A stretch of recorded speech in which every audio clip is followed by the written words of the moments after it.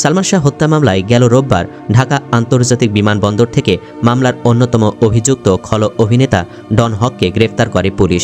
হজ করার নাম করে সৌদি আরব অথবা দুবাই পালাচ্ছিলেন। গ্রেফতারের পর মঙ্গলবার তাকে আদালতে নেওয়া হয়। আদালত জামিন নামঞ্জুর করে কারাগারে আটক রাখার আদেশ দেন। ডনকে রিমান্ডের আবেদন করা হলেও তা দেওয়া হয়নি। তবে কারাগারে থাকলেও নিয়মিত জিজ্ঞাসাবাদ চলছে।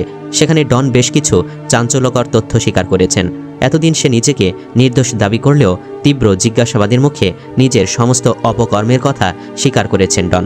শনিবার শুনানি শেষে আদালত প্রাঙ্গণে সাংবাদিকদের সঙ্গে আলাপকালে রাষ্ট্রপক্ষের পাবলিক প্রসিকিউটর ওমর ফারুক ফারুকি অভিনেতা ডনের জবানবন্দি উল্লেখ করে বলেন, ঘটনার দিন ওই বাড়িতে আজিজ মোহাম্মদ ভাই এবং সামিরা সহ অন্যান্য আসামিরা উপস্থিত ছিলেন। প্রথমে নাকে মুখে ক্লোরোফর্ম দিয়ে সালমান শাহকে অচেতন করা হয়।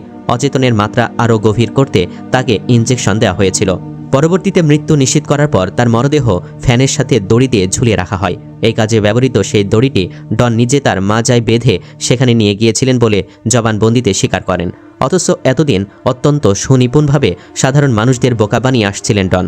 সালমান শাহর বাসার কেয়ারটেকার হয়েও সে নিজেকে সালমান শাহর বন্ধু হিসেবে দাবি করত। সালমান শাহ নিহতের প্রসঙ্গ এলেই সে ইনিয়ে বিনিয়ে বিভিন্ন মিথ্যা কথা বলতো। 2020 সালে পিবিআই ডনকে নির্দোষ ঘোষণা করে।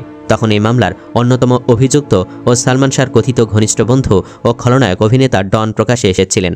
ডন বলেছিলেন, আল্লাহ যা করেন ভালোর জন্যই করেন।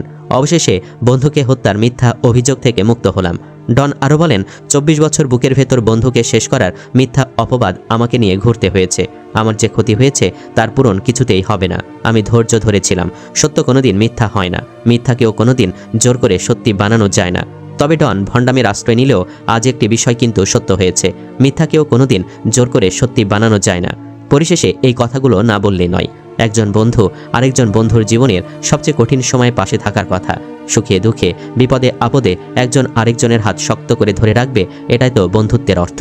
অথচ সালমান শাহর জীবনের সবচেয়ে নির্মম অধ্যায়টি যদি সত্যি এমন হয়, তাহলে এর চেয়ে বেদনাদায়ক আর কি হতে পারে?